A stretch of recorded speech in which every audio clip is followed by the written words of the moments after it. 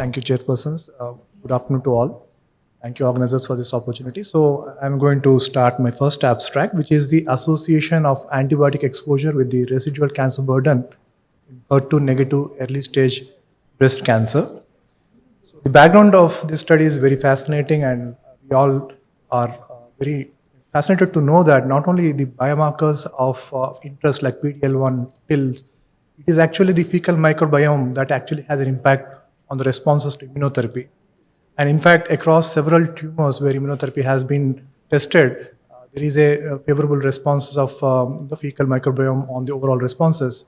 And what we have already known that fecal microbiome transplantation, FMT, can actually can induce responses in non-responders, and this is shown in the melanoma.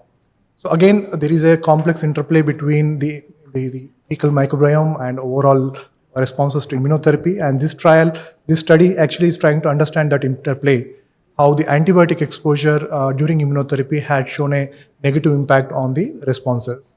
So this is done in the background of I-SPY2 trial, wherein the pembrolizumab use along with the neoadjuvant treatment has actually doubled the estimated pathological complete responses in HER2 negative, triple negative breast cancers as well as hormone receptor positive breast cancers. So this was the study design of I-SPY2. It is a phase 2 adaptive design trial, randomized phase 2 trial in which pembrolizumab plus neoadjuvant chemotherapy was tested in high-risk early breast cancers, which are HER2 negative and ER positive or triple negative. It is done in United States, and we can see it was an intervention of addition of pembrolizumab to the ongoing neoadjuvant treatment, and it has shown an improvement in the PAT-CRs, nearly doubling of PAT-CRs with the addition of the pembrolizumab. And this present analysis, it's a secondary analysis within the pembrolizumab arm of 69 patients in the arm 2, which is the experimental group, in which pembrolizumab was added to the neoadjuvant treatment. And we are trying to look at whether the antibiotic exposure during the neoadjuvant immunotherapy impacted the residual cancer burden and PAT-CRs. So the primary exposure of interest was the antibiotic used during the immunotherapy, and it was done by the review of concurrent medication list in the study participants. And these patients are those who have received at least one dose of systemic antibiotics concurrently during the time of immunotherapy. And these are patients who are labeled as antibiotic exposure group plus.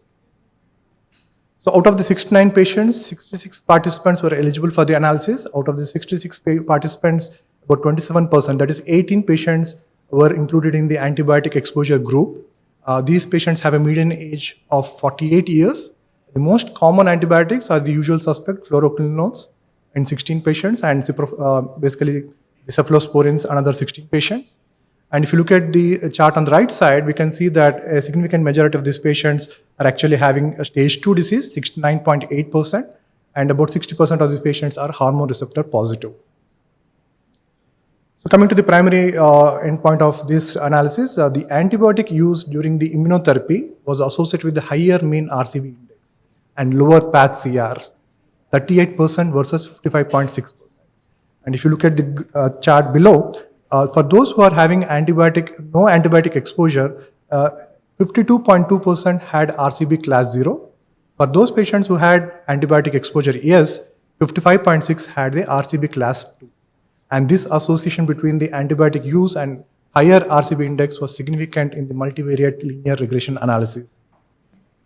So there are obviously some limitations to this study. The study did not analyze the results based upon the duration of antibiotics, specific timing related to the immunotherapy, and type of the antibiotics.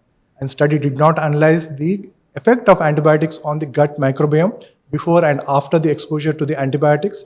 And obviously there could be several confounding factors that could impact the higher RCB and lower PAT-CR in the antibiotic exposure group, because these patients could be medically sicker, and that is the reason why there could be requirement of antibiotics, and probably the interplay between the antibiotics and antibiome alone would be a bystander effect. In summary, however, the study did find that the antibiotic exposure during the immunotherapy was associated with less PAT-CRs, higher RCB index post-surgery, and this exposure between antibiotic use and RCB index was statistically significant even in the multivariable linear regression analysis. In the supplemented unadjusted analysis stratified by the HR status, there was significant difference basically in the hormone receptor positive but not in the hormone receptor negative. However, the association of antibiotic use and not achieving PAT-CR did not reach statistical significance. So moving on, I would proceed on to my second review. This is basically a BRAVE trial. This is a randomized phase 3 trial of testing avelumab in early triple-negative breast cancers with residual disease after neoadjuvant chemotherapy, or those who are deemed at high risk of recurrence after primary surgery and adjuvant chemotherapy.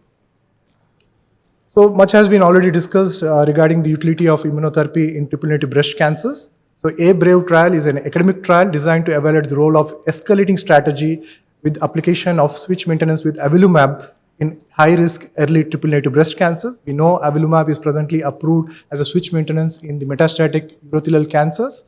It's also approved in renal cell carcinoma as well. It is a PD-L1 antibody, similar to what we already discussed by Dr. Monica with respect to atezolizumab. And we are going to look at how the escalating strategy with the avelumab is going to impact the overall survival as well as event-free survival for these patients.